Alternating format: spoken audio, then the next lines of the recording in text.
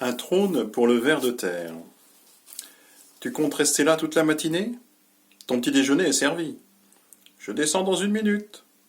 Tel un fantôme indécis, la voix ténue d'Elmer Kipp flotta dans l'escalier, qui résonnait encore des cris de contralto de sa femme.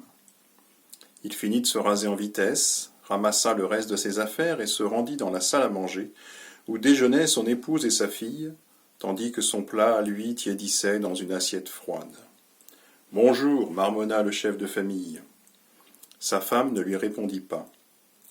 Doris ignora ostensiblement son père, et quand elle s'adressa à sa mère, ce fut pour se plaindre sur le ton désespéré de celle qui porte son fardeau, lui signifiant qu'opposition avait été formulée, comme disent les avocats. « J'aimerais bien que papa fasse preuve de jugeote.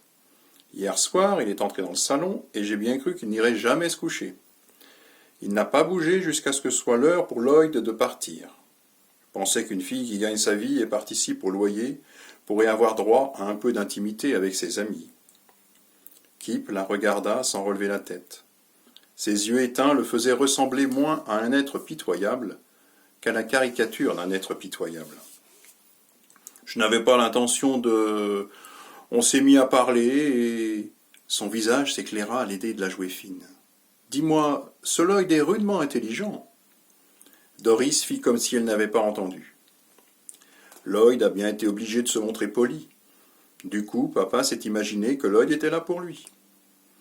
Madame Kipp poussa un long soupir de découragement. « Ton père ne changera jamais. J'ai du mal à croire qu'un homme fasse si peu attention aux autres. J'en ai suffisamment discuté avec lui. Dieu m'est témoin, mais il n'y a rien à en tirer. » Arrivé à son bureau, Kipp se rendit compte que quelque chose clochait avec son fauteuil. Une fois assis, quand il essaya de se pencher en arrière, le mécanisme se déboîta de son socle et il tomba par terre. Il examina le siège et comprit que ce n'était pas le sien. Harry Turns s'était approprié son fauteuil. Mais tous les fauteuils étaient du même modèle et s'il voulait récupérer son bien, il lui faudrait impérativement user d'un brillant sens de la répartie, autant qu'apporter la preuve que le siège était indiscutablement sa propriété. Kipp attira juste l'attention du chef de service sur le fauteuil cassé et alla chercher dans l'entrée un fauteuil à dossier fixe. Au cours de la demi-heure suivante, l'univers de Kipp se résuma à 6 feuilles de papier, chacune divisée en petits carrés, soit remplies de chiffres à l'encre, soit prêtes à ce qu'ils y soient inscrits. C'est alors qu'un courant d'air mélangea les feuilles en un tourbillon anarchique. Il referma la fenêtre près de son bureau et réarrangea son univers. « Juste ciel, monsieur Kipp !» Chaque syllabe prononcée par Miss Propson claquait entre ses lèvres fines d'un rythme aussi monotone que le bruit sec des touches de sa machine à écrire sous ses doigts menus. « Ne croyez-vous pas que nous devrions aérer un peu ?» Hills et Bone levèrent le nez de leurs bureaux respectifs, agacés, et le froissement de papier sur celui du chef de service cessa. « Un peu d'air frais ne va pas vous tuer, » déclara Harry Turns. De la même façon que la fenêtre incriminée jouxtait le bureau de Kipp, il y avait des fenêtres à côté de ceux d'Hills et du chef, elles bien fermées. Mais Kipp ne dénonça pas cette injustice flagrante. Il capitula avant toute protestation unanime de ses collègues, et posa ses 2 presse-papiers, une boîte de punaises, une règle en métal et un encrier sur les feuilles, qui ainsi ne pouvaient plus s'envoler et l'empêcher de travailler. 1 heure s'écoula encore. Puis un bourdonnement aigu déchira le silence. C'était la sonnette prévenant Kipp que son patron l'appelait. Lucian Devonmitchell était obèse, au-delà du surpoids qui offre au corps des formes rebondies.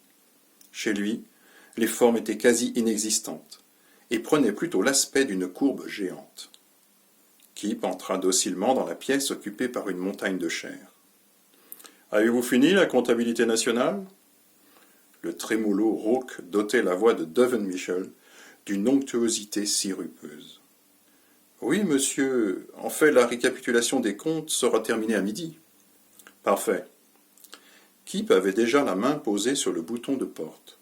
« Mon lacet de chaussures est défait. Je n'arrive pas à l'attacher avec tous ces fichus vêtements. Faites-le, je vous prie. » Kipp se pencha avec déférence au-dessus de la chaussure de Devonmitchell.